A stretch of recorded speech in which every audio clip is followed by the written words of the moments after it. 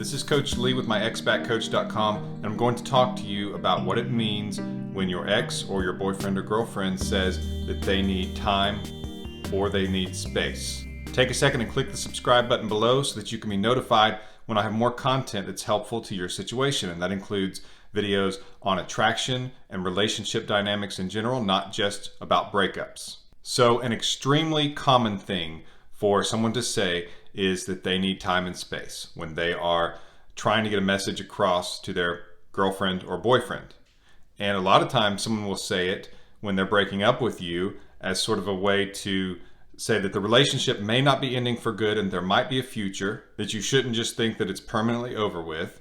And sometimes it's said honestly, and sometimes it's said basically as an easy breakup.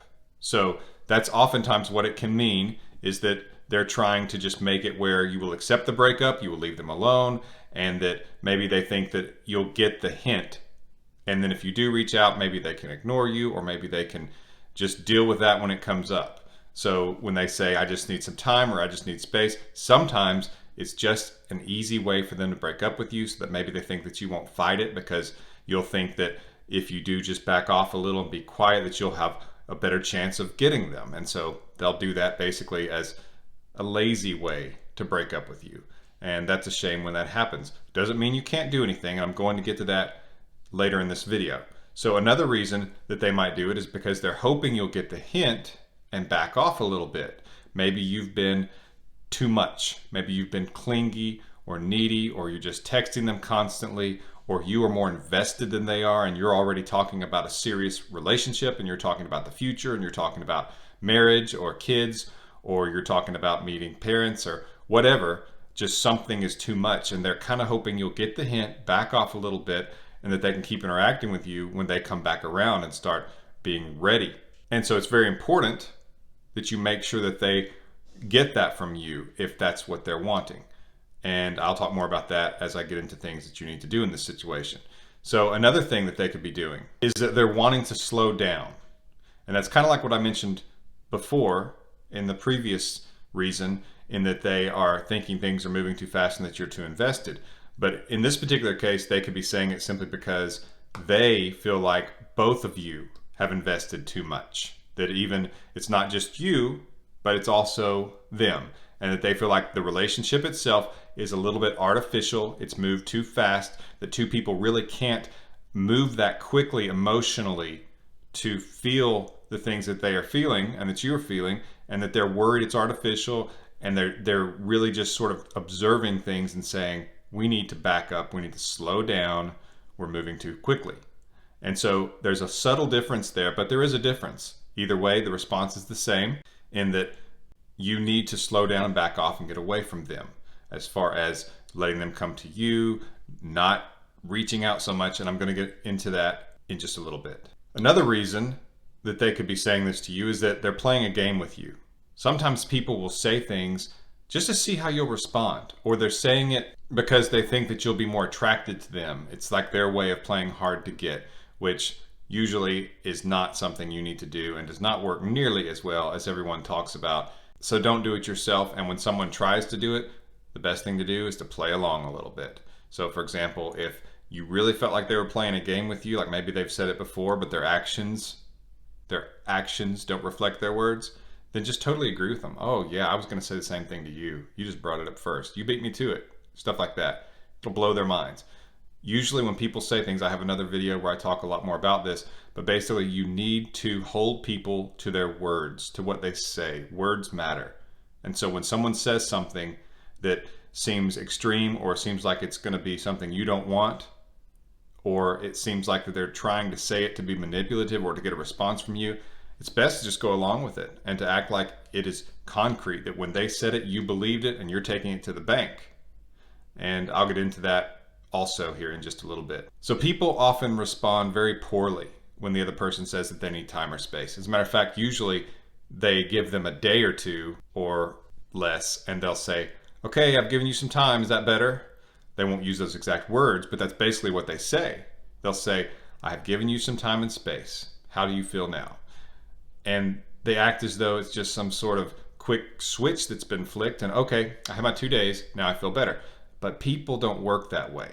People are not math problems. So asking them if the clock has run enough that they fill enough time and fill enough space is just not the way to go about it. The best way to know is to wait and let them reach out to you. That's also the most difficult way, but you can be assured that you're not bugging them and that you're not appearing odd and needy and clingy and stalkerish, or that you just can't give them the time and space that they're asking for.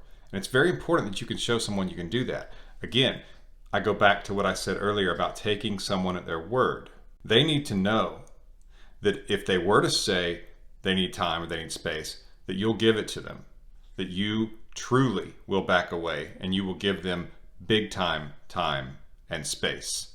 That's very key, because you don't want them just flippantly saying it to you. You don't want to hear it, and you don't want it to be something that they just say to try to take a break from you. You want them to know if they say it, you'll back off. And so what I often recommend is you give them that time and space, and you wait until they come to you. That way, not only do you know they've had plenty of the time and space they wanted, but they know that if they ask for it, that you will give that to them in total and completely. And so that way they don't just say it flippantly, and they don't just say it when they're mad, and they don't just say it if they think that you two need to slow down a little bit and they're not really sure about things, because they know the consequences are that you will do it. And so that also permeates to other aspects of your relationship, where they don't just say things and not mean them, or say things to try to get shock value out of you, because they know you'll take them at their word. Very important. So that brings me into what you should do when they ask for time and space. And I've already alluded to that a lot, in that you give it to them completely. The other thing is that you don't punish them for it. Sometimes when someone will ask for time and space, the other person will pout, or they'll try to act like that it's really hurting them, or that they're checking to see if they've had enough time and space, like I've already talked about. Or when this person does kind of say, okay, I'd like to see you tonight, or they just start texting them again, that's all that they talk about. So it's like this person has said, hey, I need space, and then you give them some space and they do reach out to you, and then you start saying, well, you needed space from me. In other words, you kind of punish them for it, you make them feel guilty. The best thing to do is act like it doesn't even exist. Don't give it an audience. Don't speak it into power. Don't remind them that they needed this time and space from you. You don't want to keep bringing that up. There's nothing to gain from it at all. Can you think of one thing to gain from that? There's really not. What you need to do is focus on bringing them back to you, helping them to fall in love with you again, showing them who you are, giving them reason not to want time and space from you, being playful, having fun. Love and being in a relationship with someone should be about fun and being a peaceful oasis from the struggles of life. So avoid bickering and arguments, avoid complaining, avoid making things negative or dark. So they wanted time and space from you. You gave it to them, they came back. It means they can't stay away. That's a good thing. Just enjoy being with them. Don't want to have a talk about it. Don't try to make them explain to you why they needed time and space, and if they got that time and space, and what they did during that time and space, as though you were jealous of that time. I mean, you may say, what have you been up to? Or just kind of catch up in general. Don't get jealous and ask if they've been dating other people during that time, or anything like that. Don't make them feel bad for it. Don't punish them, or they will feel the wrong kind of pressure. As I've talked about in other videos, they will feel the pressure that you're trying to pull them towards you artificially before they're ready, and it's going to push them away. You don't want them to put up their defenses against you. You want them to feel like you are on their side, that it's the two of you together, not that you are in an oppositional position to them and wanting an explanation and wanting to argue with them. And you certainly don't want to say, well, I didn't want space from you. I missed you. I wanted to be with you. Again, you're trying to make them feel guilty. You're punishing them, which is going to make them feel that you are trying to lock them down. They are going to feel unfree. They're going to feel the desire to pull away, because again, they're having to take a defensive pose against you and defend themselves and give you an explanation. You don't want them doing that. Rarely do you want that to happen. And another thing that it does is it causes you to look more invested than they are, which, as I've discussed in other videos, will make them look like the prize, and that you are seeking them as the prize, but that you aren't the prize, and that they aren't seeking you. And everybody wants a prize. Everybody wants to seek the prize. They want to be with someone they see as the prize. They don't want to be the prize and you're getting the prize and they're not. That's really simplified, but it's so true. And so you always want to try to make things as equal as possible, or that you are a little bit more the prize than they are, at least in their eyes, because you want your own prize as well. So those are key things to think about. If your ex or your boyfriend or girlfriend says that they want time and space, you need to give it to them. Don't punish them for it.